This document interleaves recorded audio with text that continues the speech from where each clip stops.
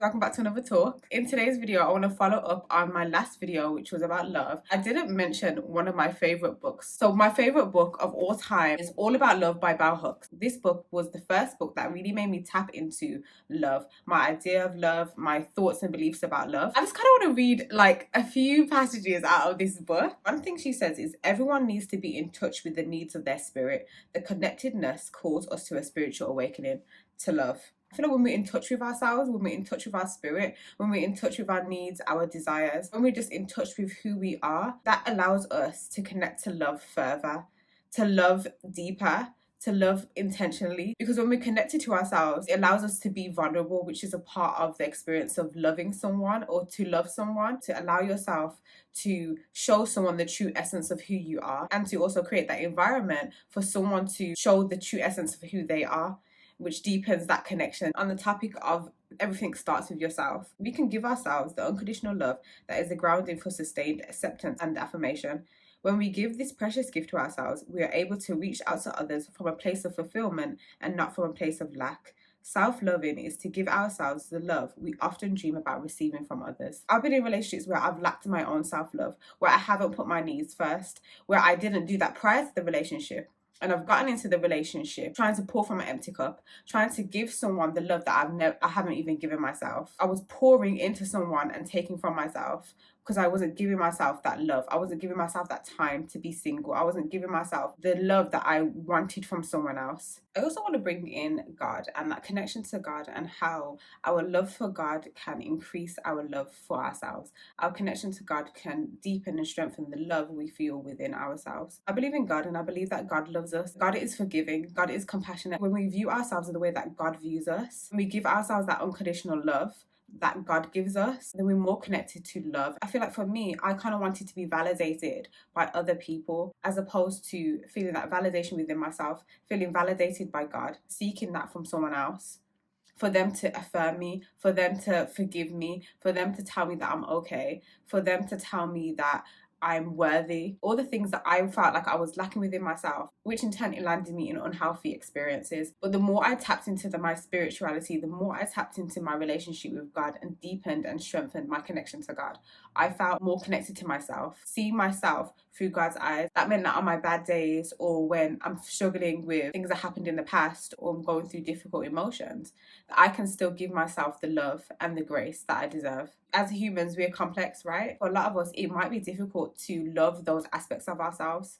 Like you might be struggling to love the difficult things, your past experiences, certain physical attributes, your weaknesses. We have different facets and aspects of our character, of who we are. When we decide to accept those things and like those things, then we create that environment of self-love. And that's why I also want to emphasize the importance of having that connection with God or having that spiritual connection. And I know that not everyone believes in God. I know that experience is different for different people, but I feel like for me and those who can relate, then definitely tap into your connection to God. In life, a lot of the times we're given second chances. So if God gives us those second chances through circumstances or certain experiences or opportunities, then we can also give ourselves second chances. When we can see ourselves as we truly are and accept ourselves, we build the necessary foundation for self-love. When it comes to love and self-love and loving other people, we have to be aware of our own actions. We have to be aware of our mindset, our thought processes, our behavior, and the ways in which they're impacting our ability to love ourselves and impacting our ability to love someone else.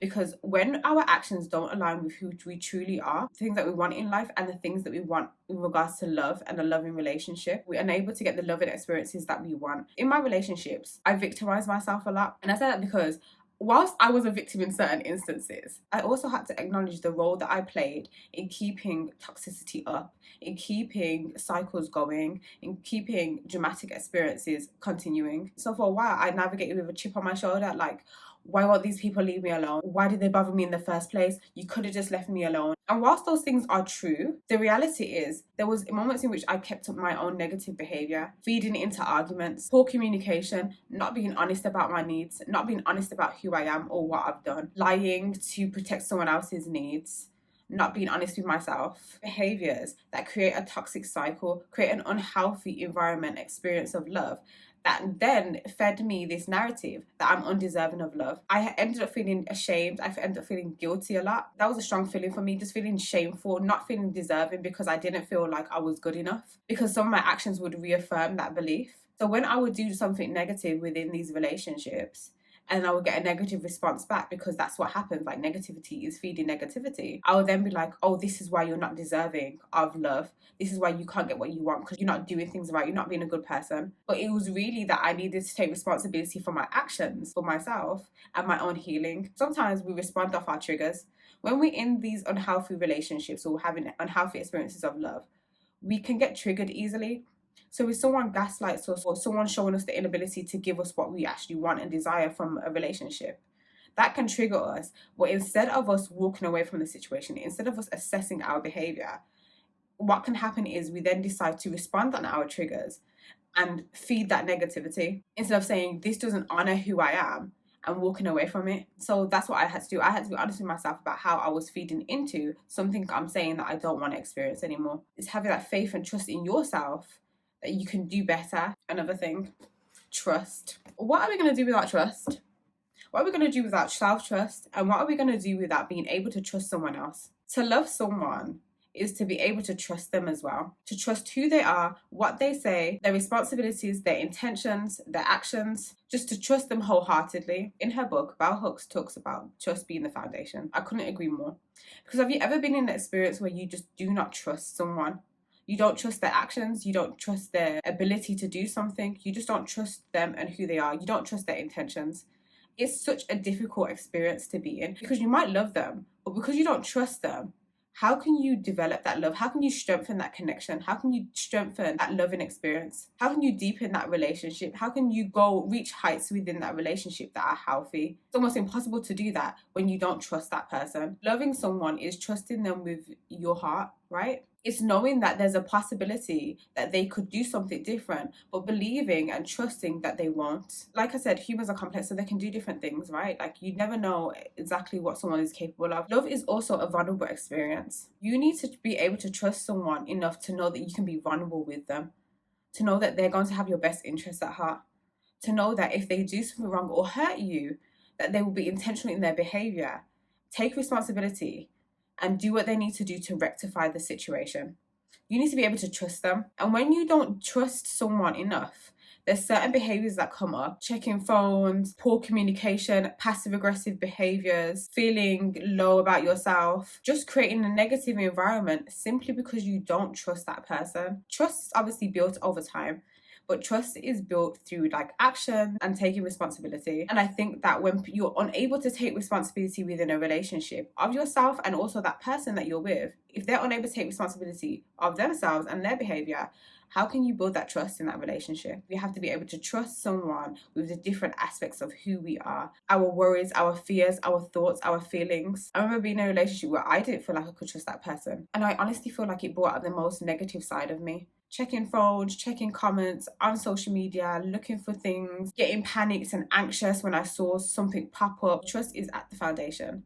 Communication is at the foundation. Friendship is at the foundation. And also that self-trust. I'm bringing it back to ourselves because that's how it's always going to be with me. I'm always going to bring it back to yourself. Self-trust also drives a lot of our actions. Self-trust means trusting our intuition, trusting our instincts, our gut, our feelings, our thoughts, trusting our ability to do things that we need to do for ourselves that is in alignment to who we are and our best interests. You can want someone to have your best interests at heart, but do you have your own best interests at heart? Do you trust yourself enough to walk away from situations that are not healthy for you, that do not bring out the best in you, that don't allow you to flourish and grow and to prosper? Or do you trust yourself enough to know that this person will be good for you, that you're deserving of something good, to know that what you're feeling is valid and what you're feeling is right, and you can actually be in relation with someone? Or trust yourself enough to know that you have the ability to make good choices and decisions? So it's all those things that you have to ask yourself, because that also links to your experience within a relationship. And to have a healthier, loving relationship, you also have to trust yourself and your choices in order to get the experiences that we want, to sustain healthy relationships, in order to develop, strengthen and grow within these relationships and within ourselves. It starts from our self-esteem, our self-worth, the way we view ourselves, the way we feel about ourselves. Do we accept ourselves? Do we love ourselves? Are we kind to ourselves?